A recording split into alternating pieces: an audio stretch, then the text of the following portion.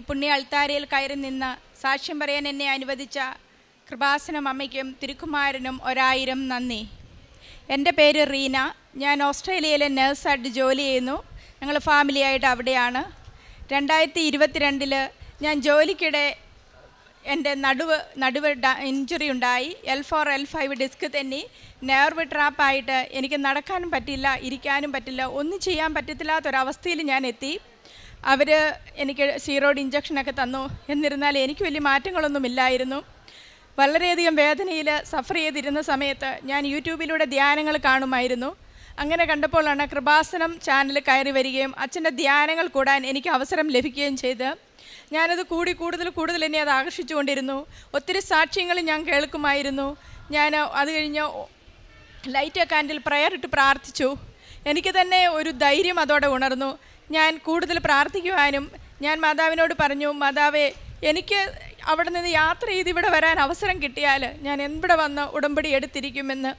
ഞാൻ ഒരു കുഴപ്പവും കൂടാതെ ഇവിടെ യാത്ര ചെയ്ത് ഞാനിവിടെ എത്തി. ജൂലൈയിൽ ഞാനിവിടെ വന്ന് ഉടമ്പടി എടുത്ത് മേളിലെ ക്ലാസ്സിന് പോകാൻ നേരം 2ാം നിലയിലേക്ക് കയറണം. എനിക്ക് പക്ഷേ സ്റ്റെപ്പിൽ കാല് കുത്താൻ പറ്റില്ല, അതുപോലെ വേദനയാണ്. ഞാൻ കമ്പിയാൽ കിടന്ന് വലിഞ്ഞ് മേളിൽ കയറി. എങ്ങനെ എനിക്ക് ഉടമ്പടി എടുക്കണമെന്ന് മാത്രമേ എൻ്റെ മനസ്സിലുണ്ടായിരുന്നുള്ളൂ. ഞാൻ ഒരു ബുദ്ധിമുട്ടും കൂടാതെ അവിടെ എത്തിച്ചേർന്നു. ക്ലാസ് എല്ലാം അറ്റൻഡ് ചെയ്തു. ആ ഉടമ്പടി എനിക്ക് കംപ്ലീറ്റ് ചെയ്യാൻ സാധിച്ചു. എന്നോട് ഡോക്ടർമാർ പറഞ്ഞിരുന്നത് എനിക്ക് ഇനി ജോലിക്ക് തിരിച്ചൊന്നും കയറാൻ പറ്റത്തില്ല, എനിക്കിനി ഒന്നും ചെയ്യാൻ പറ്റത്തില്ല, സർജറി മാത്രമേ ഇതിനുള്ള മരുന്നുള്ളെന്നായിരുന്നു അവരെന്നോട് പറഞ്ഞിരുന്ന ഒരു പ്രതിവിധി. എനിക്ക് സർജറി ചെയ്യാൻ ഭയമായിരുന്നു. കാരണം ഒത്തിരി കഥകൾ കേട്ടിട്ടുണ്ട് സർജറി ചെയ്തവരുടെ. ഞാനതുകൊണ്ട് സർജറിക്ക് തയ്യാറായില്ല. ഞാൻ ഈശോപ്പച്ചനോട് എപ്പോഴും പ്രാർത്ഥിക്കും, എന്നെ സൃഷ്ടിച്ച ഈശോപ്പച്ച, എൻ്റെ ഓപ്പറേഷൻ ചെയ്യുന്നുണ്ടെങ്കിൽ നീ മാത്രം ചെയ്താൽ മതി, എനിക്ക് ക്യൂരിറ്റി കിട്ടുമെന്ന് ഞാൻ ഉറച്ചു വിശ്വസിച്ചു. ഇന്ന് ഞാൻ തിരിച്ചു ചെന്നു. ഞാൻ ജോലിക്ക് കയറി. എല്ലാവർക്കും വലിയ അത്ഭുതമായിരുന്നു ഞാൻ ഓടിച്ചാടി നടക്കുന്നത് കണ്ട്. ഇന്ന് 2 വർഷമായി ഞാനവിടെ തിരിച്ച് എങ്ങനെയാണോ ബിഫോർ ഇഞ്ചുറിയിൽ ജോലി ചെയ്തിരുന്നത് അതുപോലെ എല്ലാ ജോലിയും ചെയ്ത് ഓടി നടക്കുന്നു. എനിക്കൊരു കുഴപ്പവുമില്ല. ഞാൻ എല്ലാ ദിവസവും അച്ഛൻ്റെ ട്യൂസ്ഡേയിലെ എല്ലാ ദിവസവും ഞാൻ ധ്യാനം കൂടും, എല്ലാ സാക്ഷ്യങ്ങളും കേൾക്കും, അതെല്ലാവർക്കും ഷെയർ ചെയ്ത് കൊടുക്കും. അത് കഴിഞ്ഞിട്ടുള്ളൂ ബാക്കി കാര്യം. എനിക്ക് ഈ രോഗം വന്നതോടുകൂടി എനിക്കിപ്പോൾ സങ്കടങ്ങളൊന്നുമില്ല. എൻ്റെ ഈശോയിലേക്ക് കൂടുതൽ അടുക്കുവാനായിട്ട് ഇതെന്നെ സഹായിച്ചു. കൂടുതൽ നേരം ബൈബിൾ വായിക്കുവാൻ, കൂടുതൽ നേരം കൊന്ത ചെല്ലുവാൻ, സ്വയം പ്രേരിത പ്രാർത്ഥനകൾ നടത്തുവാൻ എനിക്കിപ്പോൾ ഒത്തിരി സമയമുണ്ട്. പണ്ടൊന്നും എനിക്ക് സമയമില്ലായിരുന്നു.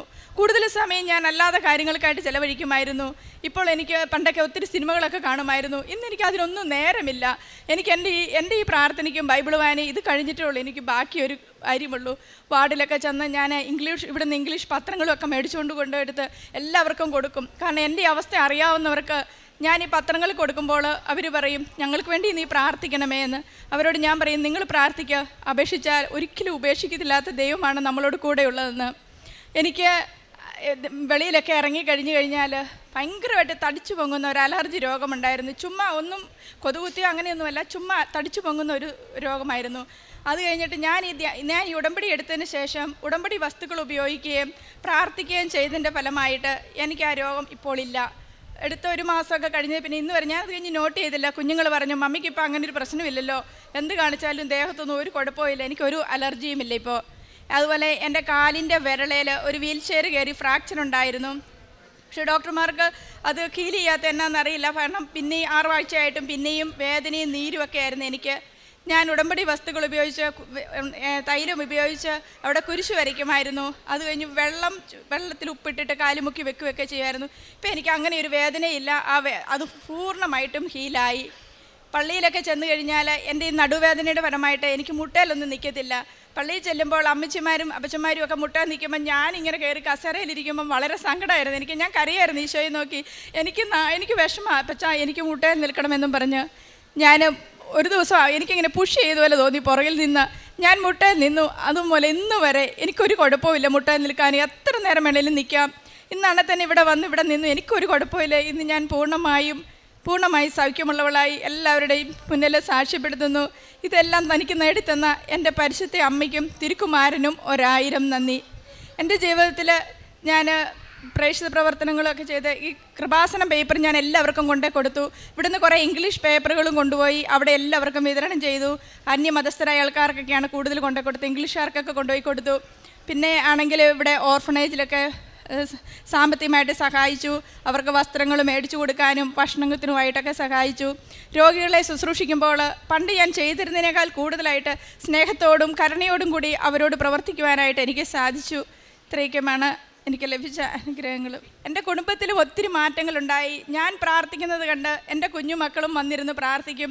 അവരും രാവിലെയും വൈകുന്നേരവും വന്നിരുന്ന് എൻ്റെ കൂടെ പ്രാർത്ഥന കൂടും. എത്ര താമസിച്ച് കിടന്നാലും കുഞ്ഞുങ്ങൾ എൻ്റെ ഒപ്പം ഏറ്റുവരും. ഭർത്താവും വന്നിരിക്കും. ഞങ്ങൾ കുടുംബമായിട്ടിരുന്ന് പ്രാർത്ഥിക്കും. എല്ലാവരും ബൈബിള് വായിക്കും. കൂടുതൽ ഞാൻ ബൈബിള് വായിക്കാൻ അവർ മറന്നുപോയാൽ തന്നെ അമ്മ ഞാനിന്ന് ബൈബിള് വായിച്ചിട്ടേ കിടക്കുന്നുള്ളൂ എന്നും പറഞ്ഞ് അവരും ബൈബിള് വായിച്ച് കിടക്കും. അങ്ങനെ കുടുംബം ഒന്നാകെ ദൈവത്തിലേക്ക് കൂടുതൽ എടുക്കുവാനായിട്ട് എന്നെ അനുഗ്രഹിച്ചു. ഈ ഒരു ഉടമ്പടിയിലൂടെയാണ് ഞാൻ കൂടുതൽ വളർന്നത്. എൻ്റെ കുടുംബത്തിനും ഇത്രയും അനുഗ്രഹം കിട്ടിയതും ഈ ഉടമ്പടിയിലൂടെയാണ്. ഈശോയ്ക്കും മാതാവിനും തിരുക്കുമാരനും 1000 നന്ദി. നിയമാവർത്തന പുസ്തകം 11-ാം അധ്യായത്തിൽ തിരുവചനങ്ങൾ 18-ാം തിരുവചനം അരുളി ചെയ്യുന്നു. ആകയാൽ എൻ്റെ ഈ വചനം ഹൃദയത്തിലും മനസ്സിലും സൂക്ഷിക്കുവിൻ, അടയാളമായി അവയെ നിങ്ങളുടെ കയ്യിൽ കെട്ടുകയും പട്ടമായി നെറ്റിത്തടത്തിൽ ധരിക്കുകയും ചെയ്യുവിൻ.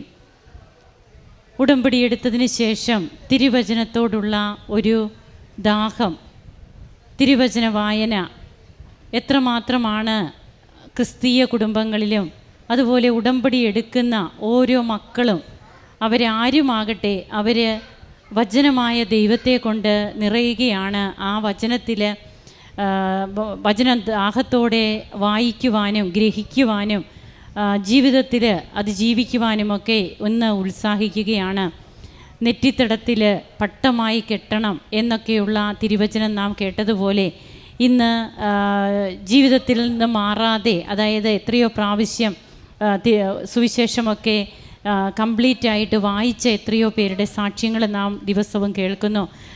തൻ്റെ കുടുംബത്തിൽ മാറ്റം വന്നു, തനിക്ക് മാറ്റം വന്നു. ഇത്രയും നാളും ഒരു ഡ്യൂട്ടി ഓറിയൻറ്റഡ് ആയിരുന്നു എങ്കിൽ ഇന്ന് ഒത്തിരിയേറെ നേഴ്സുമാർ, ഡോക്ടേഴ്സ്, പ്രൊഫഷണൽസ് ഒത്തിരിയേറെ പേര് സാക്ഷ്യങ്ങൾ പങ്കുവയ്ക്കുമ്പോൾ അവരുടെ ജീവിതത്തിൽ അവരുടെ പ്രൊഫഷനെ തന്നെ എങ്ങനെയാണ് ഈ ഉടമ്പടി ജീവിതം മാറ്റിമറിച്ചതെന്ന് പറയുന്നുണ്ട്.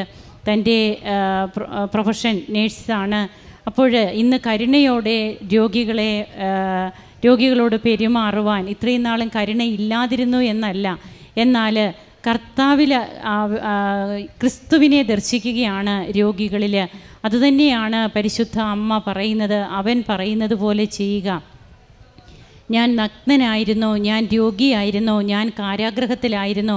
സുവിശേഷം നമ്മോടിത് പറയുമ്പോൾ ഇന്ന് ഈ വ്യക്തികളിൽ ക്രിസ്തുവിനെ കണ്ടുകൊണ്ട് ഇന്ന് ക്രിസ്തുവാഹകരായിട്ട് തങ്ങൾ തന്നെ മാറി മറ്റുള്ളവരെ ശുശ്രൂഷിക്കുന്ന മനോഭാവം, അതൊക്കെ ഈ മകൾക്ക് എങ്ങനെ സാധിച്ചു?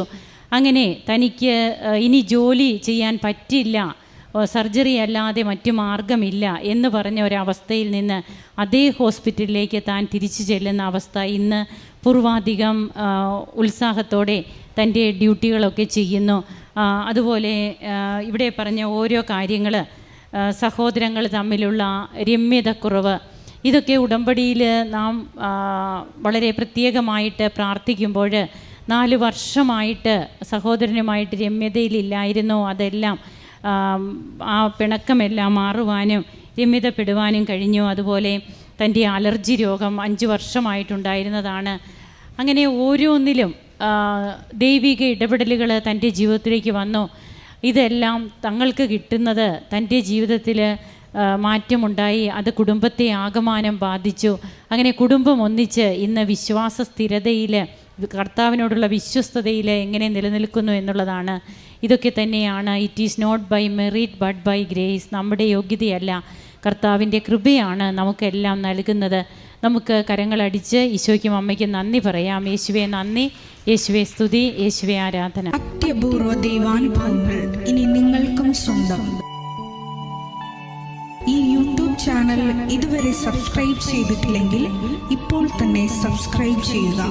ഈ വീഡിയോ ഇപ്പോൾ തന്നെ നിങ്ങളുടെ സുഹൃത്തുക്കൾക്ക് ഷെയർ ചെയ്തുകൊണ്ട് കർത്താവിൻ്റെ പ്രേക്ഷിതരാകുക.